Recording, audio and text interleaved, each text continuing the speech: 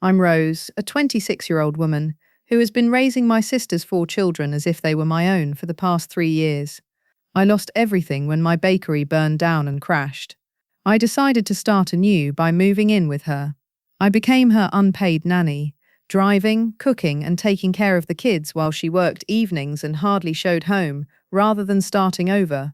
In pursuit of a dream that seemed farther away every day, I balanced late-night graphic design seminars with a part-time work at a coffee shop. Then she made a shocking revelation one evening. I am once more expecting a child. 5th child. My stomach turned. I had abandoned everything. My objectives, my savings, my independence, and now a new baby. I was finished. I have to stop doing this. I yelled, my voice trembling, and rushed to my room. Her expression stiffened, as if I had deceived her. She wasn't amenable to my decision to go out and live for myself at last. Things quickly escalated out of control after her furious reply. What transpired next completely upended our family. If you've ever been burdened by leave a comment with your story, or share someone else's load. Hit the bell, hit the like button, and subscribe to see this drama unfold. She did something you won't believe. It seemed like a never-ending struggle to look back on each day spent with my sister's children. The usual pandemonium was there when I woke up. At 5:30, my alarm went off, and I dragged myself out of bed to prepare the children. The eldest, 15-year-old Logan, was already fighting with his 12-year-old sister Ellie over who had the final Pop-Tart. Ellie yelled, "You ate mine yesterday," shutting the cabinet. As Hunter 9 splashed orange juice over the counter, I intervened and cut the croissant in half. Before school, Nora 6 clutched to my leg and begged for braids. Before loading them into the car, I hardly had time to down some cold coffee. Logan was playing loud music, Ellie was whining about Math Hunter, Nora was singing off-key, and the drive to school was a circus. My head was pounding by the time I dropped them off. For my 6-hour shift, I hurried to the coffee shop, boiling milk and making grumpy consumers smile. A man in a suit yelled, "Can you make it quick?" as if I weren't already balancing 3 orders. I made $15 an hour, which was just enough to pay for petrol and my phone bill. After work, I cooked spaghetti, picked up the kids, and assisted with schoolwork while mediating another argument about who got to feed the dog. My sister Cheryl and her boyfriend Blake worked night shifts at the grocery store. She was therefore either asleep or absent. I would catch her. I checked Ellie's mathematics and tucked Nora in before opening my laptop for graphic design lessons, during which she would murmur, "Thanks for holding it together," before crashing on the couch. Nights were my only escape. Staring at Photoshop tutorials at midnight was like chasing a ghost, even though I'd always liked making logos and dreamed of having my own studio. Exhaustion caused my eyes to burn, and I fell asleep in the middle of the class only to wake up to a dead battery. Ellie sneaked in one evening, inquiring as to why I appeared so exhausted. I forced a smile and added, "Just trying to keep up." I felt needed for a moment when she gave me a hug. However, I realized that I was needed for what? Wiping tears, driving carpools, and changing diapers. My family wasn't like this. I became aware of the weight I was bearing. Logan required transportation to soccer practice. I had to attend Ellie's dance recital. Hunter had to turn in his science project. Nora also had to visit the pharmacy frequently due to her asthma. I was using the $3,000 I had saved up from my bankrupt bakery to purchase their medical appointments and school supplies. Cheryl helped out occasionally, but her money was used for groceries and rent. Blake never gave a penny, even though they worked the same shifts. Cheryl would say, "You're so good with them," as if it were a compliment. However, it wasn't. It was a trap. I wasn't living my life, I was living hers. I vented to my best friend Tara over the phone one evening. "I'm going to drown." As the children watched TV, I told her as I paced the kitchen. Tara didn't sugarcoat it. She managed her own graphic design businesses. "Alyssa, you're not their mother. You cannot continue to postpone your aspirations." Her remarks were powerful. I discovered I hadn't turned in anything in weeks when I opened my laptop to a partially completed logo job. I was slipping behind, and my teachers were messaging me about missed deadlines. The issue wasn't the children, they were family, and I cherished their anarchy. Eccentricities, Logan's sardonic jokes, Ellie's bashful smiles, Hunter's incessant inquiries, and Nora's clinging embraces. However, I wasn't their parent. Cheryl was present, although she was hardly noticeable. Blake as well pretended that I was in charge of the children. He would joke about teamwork with Cheryl, but their teamwork required me to do everything. I began figuring out 10 hours a day for the kids, 6 at work and 3 at school. If I was lucky, I might have 5 more hours to sleep. My goal of designing and building something for myself full-time was evaporating. I sat by myself and stared at my sketchbook one night after Nora sobbed herself to sleep over a misplaced stuffed animal. I had just created stick figures for not the daring designs I used to make, but her lately. I tightly tightened my chest. Not only was I exhausted, but I was vanishing. Every day I spent taking care of Cheryl's children was a day away from my ideal self. Even though I loved them, I couldn't continue to put myself last. There has to be a change. A week later, Cheryl barged in the door when I was folding clothes. A smile that I hadn't seen in months sprang to her face. Her new lover Blake was just behind her, looking smug and holding a pizza box. "We have some news." Cheryl spoke in a crisp, excited voice. She took hold of my hand and dragged me over to the couch. "I'm expecting a child. 5th child. Is it not unbelievable?" With a nod, Blake threw the pizza onto the table as if it were a festive occasion. I was reeling inside, but I forced a smile and muttered, "Wow, congrats." They were acting as though it was my responsibility to cheer for another child, and I was already overburdened. During supper that evening, Cheryl revealed the truth. She said, "We've been talking," looking at Blake, who smirked and leaned back. "You're so good with the kids, Alyssa. We need you to step up more. Maybe quit the coffee shop to focus on them full time." I froze fork halfway to my mouth. "Quit my job?" I repeated, my voice low. Blake shrugged. "Yeah, we're swamped at the supermarket. With the baby coming, we can't handle everything," Cheryl added. "Plus, we're tight on cash. You could chip in $300 a month for rent. It's only fair since you live here." My heart raced. Blake said, "You're here eating our food, using our space. You owe us. It's just temporary. We'll figure it out after the baby." His casual tone made my blood boil. I'd been their crutch for 3 years. I pushed my plate away, stood up and said, "I need to think about this before leaving." I tried to remain composed. "I'm already doing everything school runs, meals, homework, and I can't quit my job." The following day, while the kids were at school, I called Tara and said, "They want me to quit my job and pay rent. They're acting like I'm their live-in maid."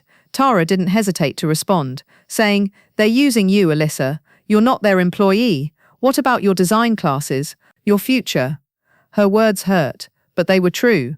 I had been so focused on supporting their family that I had forgotten about my own goals.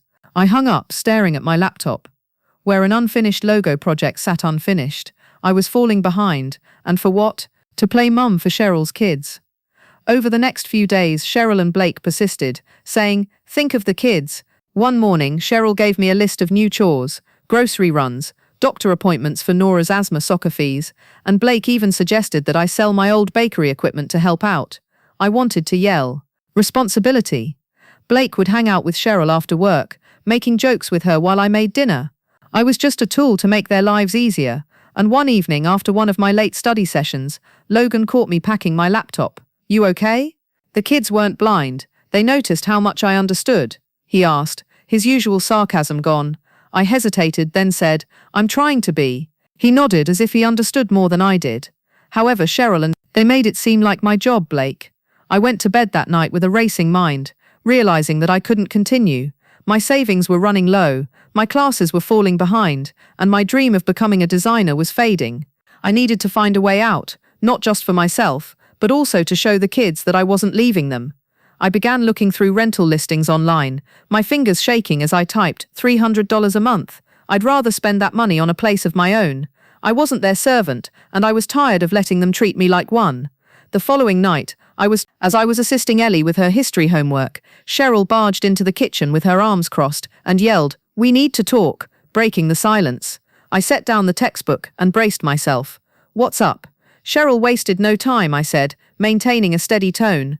"Alyssa, you're not doing enough. You're still working those coffee shop shifts even though I asked you to step up." "It's careless," I said, gasping for air. "I'm doing everything I can." "I've been managing her household for years," I remarked in a stern voice. Cheryl rolled her eyes and said, "I cook, clean and drive the kids every day." I got up from my chair and scraped the floor, saying, "That's not enough. With the baby coming, we need you here, not chasing some hobby degree. Cheryl chuckled icily, bitterly. My design classes aren't a hobby, they're my future. Future. You live with me and eat my food, and you believe you're too good for us. She stepped closer, her voice low. If you're not all in, maybe you shouldn't be here at all. I froze, wondering if she was throwing me out. Before I could react, she turned and left, leaving me shaking with rage. I picked up my phone and called Tara, pacing the backyard. She called me irresponsible. I said, my voice tight. She believes I owe her. I nodded even though she couldn't see me. Alyssa, you need to set boundaries. You're not her employee or her mum. You deserve your own space, your own goals. Tara interrupted me, saying, they need their mum, not you sacrificing everything. Find a place of your own. You've got savings, right? Her words ignited a spark in me because I had been so preoccupied with Cheryl's demands that I hadn't considered what I could do for myself. That evening, I opened my laptop and began looking for apartments in Madison. I found a few listings, small studios downtown for about $1,500 a month. My savings of $3,000 from my former bakery could cover a deposit and first month's rent. I would have to continue working at the coffee shop and possibly take on extra shifts. I began crunching numbers, my heart pounding with a mixture of excitement and fear. I could make this work. I had to. But the kids' shy hugs, Logan's constant chatter. The following day, I sat Logan down after school and said, I'm thinking about moving out, observing his face. He scowled and picked at his hoodie. Because of Mum, he murmured. I need to live my life too, I said. Leaving would hurt Nora's clinging hands, but staying would mean losing myself. Although he didn't say much, I could tell he was thinking about it. I spent the evening creating a budget, which included $1,400 for rent. Over the next few days, Cheryl noticed my distance. You're acting weird, she said one morning, catching me checking listings on my phone. I didn't look up. Just planning, I said, my voice flat. She scoffed, planning to bail on us. Typical. Her words stung, but I didn't bite back. $500 for utilities and food, $200 for my classes, and 30 hours a week would just cover it if I cut corners. At the end of the week, I had a list of apartments to visit, and a plan to make it happen, no matter what Cheryl threw at me next. A few days later, I slipped out after dropping the kids off at school to visit my first apartment listing in Madison. The studio was small, just one room. Tara texted me later to check in.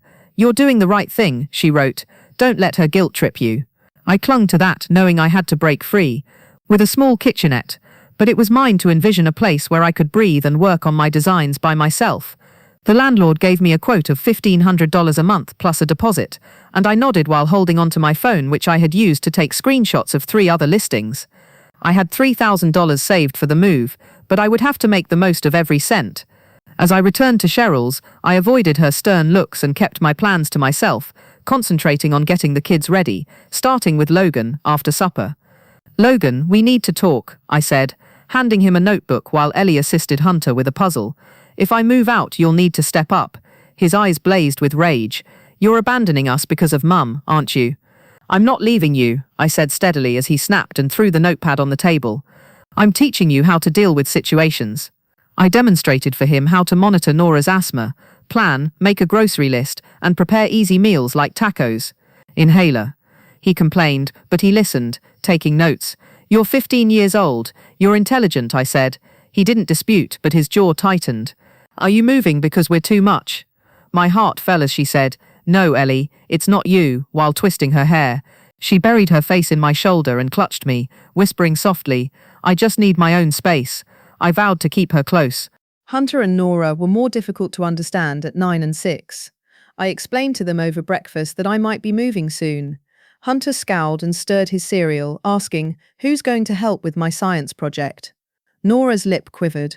Will you still braid my hair? I assured them that I would visit, but their perplexed expressions persisted. Over the next few days, I visited more apartments, one of which had a park view, another was near the coffee shop, and I narrowed it down to In my mind, I could afford the studio. My job paid about $1,800 a month, which would cover rent, utilities, and food if I skipped extras. I would have to put my design classes on hold for a month to save money, but I could pick them up again.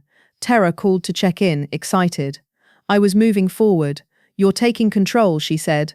The kids will be okay. They've got you as an example. Her words gave me strength, but the reactions of the kids weighed heavily. One evening, I showed Logan how to operate the washing machine. Load it like this, I said. demonstrating to him how to measure detergent. He rolled his eyes but paid attention. "Mum never does this," he muttered. I nodded, remaining silent. Logan was beginning to notice Cheryl's absence, and it hurt him more than he let on. Ellie remained near, assisting Nora with bedtime stories, but her eyes were red. Hunter kept asking when I'd visit, and Nora clung to me, whispering, "Don't go far." I was torn, but I couldn't back down. Logan's rage turned into a reluctant nod. Ellie gave me a drawing of us together, as a way of saying she would miss me. Hunter and Nora still seemed lost, but I hoped they would understand in time. The week I had scheduled a lease signing for the studio, I packed a small bag, closed my laptop, and kept it hidden in my closet. Cheryl hadn't noticed because she was too busy with Blake or sleeping off her shifts. The next week, I moved my last box into my new studio in Madison, which was small with just a mattress and a desk, but it was my own space, a fresh start. I arranged my laptop and a few sketches, feeling lighter than I had in years, and sent a quick text to Logan, Hunter and Nora, promising a pizza night soon. As I finalized my plans, I felt a flicker of hope, ready to take this step, even if it meant facing whatever came next alone. 3 days later, my phone rang with an unknown number. "This is Officer Doyle from the Madison Police Department," said a steady voice, and my stomach dropped. "We've received a complaint. Can you meet us at your sister's address?" I drove over, my mind racing, and when I pulled up, 2 officers stood outside Officer Doyle's clipboard in the hallway. Cheryl hadn't spoken to me since I signed the lease, her cold shoulder, a relief after months of tension. Officer Doyle raised an eyebrow, saying, "Let's see the damage." Cheryl led us inside, pointing to a sofa with a torn cushion and a washing machine that wouldn't start. Cheryl was on the porch, her face flushed with rage. "She stole $500 and trashed our belongings," Cheryl shouted, jabbing a finger at me. I blinked, shocked. "I didn't take anything," I said, my voice firm. "I moved out clean." Officer Reed was scanning the street. I turned to Cheryl and said, "You know I didn't steal anything. Search my car, my apartment, go ahead." Officer Doyle glanced at Cheryl and said, "You're claiming theft and vandalism. Got any proof?" Cheryl hesitated, her eyes darting. "I haven't touched your things. I've been at my place all week." Officer Reed looked at the sofa and noted old stains beneath the tier, saying, "This doesn't look recent." She whispered, "I know where it is in my dresser." Before I could answer, Logan entered the room with a tense expression. "I need to talk," he said, looking at the officers. My heart raced. What was he up to? Logan turned to face Officer Doyle. "Mum is making this up. That sofa has been torn for months. Hunter spilled juice on it last summer. The washing machine broke weeks ago because Mum overloaded it. And the money, she spent it on groceries and never mentioned it." Cheryl's eyes widened. "That's enough," she yelled, but her voice wavered. Logan refused to back down. "Alyssa has been more of a parent than you. She paid for our school supplies and drove us everywhere while you and Blake were barely here." I stared at him, my chest tight. Officer Reed took notes, his expression neutral. "So no theft or recent damage?" he asked Logan. "None," Logan said, crossing his arms. "Mum's just mad. Alyssa moved out." Cheryl's face flushed, but she remained silent. Officer Doyle sighed. "Mum, false reports are an issue." I pulled Logan aside in the driveway and said, "You didn't need to do that," in a soft voice. He shrugged and kicked a pebble. "You don't deserve this. You've always been there for us." I hugged him, fighting back tears. Back at my studio, I called Tara, still shaken. Cheryl tried to blame me for theft and vandalism, so I said, pacing. Logan corrected them, but I'm done with her games. Logan's words hit hard. She and Blake were barely there. Hunter asked about visiting, and Nora begged for a story over the phone. I promised to see them soon, but Cheryl's accusations changed everything. Tara's voice was sharp. "She's lashing out because she's losing control. Keep your distance." I agreed, staring at my bare apartment. It wasn't much, but it was mine, free from Cheryl's lies. That evening, I texted Ellie, checking in. Ellie sent a photo of her most recent drawing. Hunter asked about visiting, and Nora begged for a story over the phone. My hands were steady for the first time in months as I sat at my desk sketching a new logo, because the kids deserved better, and I couldn't keep defending Cheryl's shortcomings. 2 weeks later, my phone rang, and I heard a shaky voice saying, "Mum is in the hospital, something about her pregnancy. The kids are freaking out." I froze my coffee mug halfway to my lips because, in spite of everything, Cheryl's accusations, her falsehoods, Nora's braids, Hunter's chatter, Ellie's tearful hugs, they didn't deserve this. I drove to the hospital, my mind racing. Dr. Patel, a doctor, met me in the waiting room. "Your sister has placenta pia," she explained, "and she needs bed rest, possibly until delivery." I nodded, my chest tightly. "That's what she'd need," she said. 3 months. I found Cheryl in her room, pale and quiet, a sharp contrast to her usual fire. "The kids need you," she said, hardly looking at me. I wanted to walk away, but I kept thinking about Logan's call. "I'll help," I continued steadily, "but only for the kids, and on my terms." Cheryl scowled, but I remained unflinching. "I keep my job, my apartment, and I'm not paying you a dime." The children were in disarray when we returned home, and Ellie grabbed to me and said, "Is Mum okay? I'm here for Logan, Ellie, Hunter and Nora, not for you." She nodded, too exhausted to protest. The house felt like a storm had hit, with dishes piled in the sink, laundry overflowing, homework scattered, and Blake nowhere to be seen. His work shifts at the supermarket were longer than usual, and when I finally saw him, he hardly spoke, grabbing a beer and vanishing to the other side. I hugged her, promising Dr. Patel was taking care of her. Hunter kept asking why Blake wasn't home, and Nora wouldn't sleep without me nearby. Logan tried to keep his composure, but his clenched fists betraying his anxiety. "Dono dos, dono Dr. Patel, dono dos. He's been like this since Mum got sick," Logan muttered. I took charge, but not in the same way as before. I showed Logan how to divide dishes with Ellie for her laundry, telling them, "You're the team now." Hunter and Nora were given easier tasks, like cleaning their rooms, and I adhered to my rules by driving over after my coffee shop shifts to prepare dinner and check homework. I refused to stay over, returning to my studio every night. One evening, Ellie asked, "Why can't you stay?" I bent down. She nodded, but her eyes were sad. "I'm here for you, but I need my own place," she said. Blake's distance exacerbated the situation. He had scarcely acknowledged the children when he arrived home late. I discovered Nora sobbing one evening after he had neglected her school play. "He promised to be present," she cried. I suppressed my resentment for Blake. When Logan heard, he scoffed. "He has been checked out. It has always been." Logan was correct, and I didn't dispute it. The family was disintegrating, and I was unable to completely resolve it. I concentrated on ensuring the children's stability, food, sleep, and sense of security. Tra checked in one afternoon while I was helping Hunter with math. "You're doing too much again," she said over the phone. "Don't let them pull you back in." I sighed. "It's just 3 months for the kids. I've got boundaries this time." Tara wasn't sold. "Be mindful of Cheryl. When she's gone, she'll rely on you." The expressions of the children kept me going, even though I knew she was correct. I wasn't present, Mum, but I had to keep them together. I had become accustomed to helping the youngsters return to my workshop by the second month. Cheryl occasionally called to ask for updates, but I didn't say anything. The weight of Blake's absence increased. He never contributed, yet he would mutter excuses about overtime. Logan took over, taking care of Nora's nightmares and grocery shopping, but I could see the stress in his eyes. He confessed one evening, "I'm angry too, but I'm scared for Mum. She's never here, even when she's not sick." My heart ached for him as I nodded. I would keep things together for the time being, but I couldn't stay forever. I felt a quiet resolve as I drove home, my sketches on my desk. I was assisting, but I refused to become someone else again. With her newborn boy in her arms, Cheryl was released from the hospital 3 months later. I had fulfilled my commitment to assist the children during her bed rest, but I was done. With a determined resolve, I had one final encounter with her at the house. I stood in the kitchen and announced, "I'm out. I adore the children, but I can no longer participate in this." Cheryl squinted her eyes. She yelled, "You're leaving us again." I gave a head shake. "I've done enough. You are their mother. Get up." She simply turned away without answering. That was it. I left, severing the connection, but I couldn't abandon the children. Hunter, Nora, Ellie and Logan deserved better than the wreckage their parents created. Tara lived closer to them, so I gave her a call. I said, "Can you be their lifeline?" She consented without hesitation. I began sending her $50 a month from my earnings at the coffee shop to buy the kids snacks or school supplies. I would aid Ellie with essay outlines or help Logan with algebra during Tara's twice-weekly video sessions. Nora would talk endlessly about her drawings, and Hunter adored showing me his science projects. Although it wasn't the same as being there, it allowed us to stay in touch without being pulled back by Cheryl's craziness. Tara received word that Cheryl's life was unraveling. Her position at the Pleiad, during her recuperation, the call center allowed her to skip too many shifts. One night Blake packed a bag and simply vanished without saying anything. Logan informed Tara that their neighbors had stopped visiting because they were fed up with Cheryl's drama and justifications. I couldn't help their parents, but the kids were having trouble. I concentrated on what I could do, pushing Logan to keep the younger ones on track and sending a small payment through Tara. Ellie's voice cracking during our chats was painful, but I knew avoiding the only thing that could keep me safe was Cheryl. I immersed myself into freelancing in the interim. I was enrolled in online design courses when a classmate introduced me to a tiny company in need of a logo.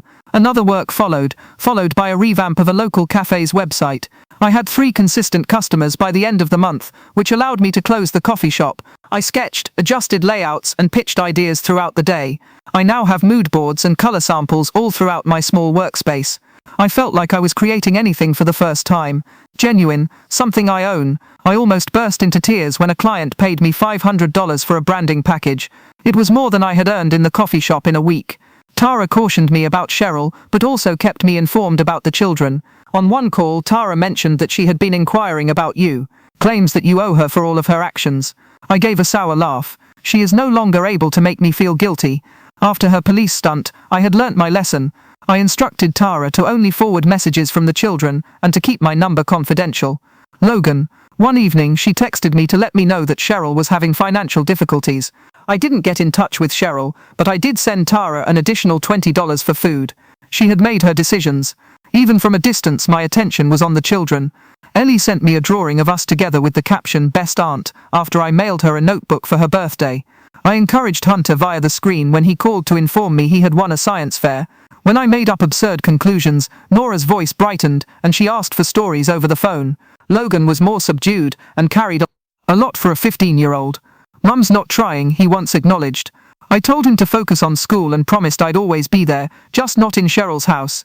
As my freelance business expanded, I started working for a Madison company, where I designed their whole marketing line. Despite the exhausting late nights and never-ending changes, I was able to save a little money and pay my rent.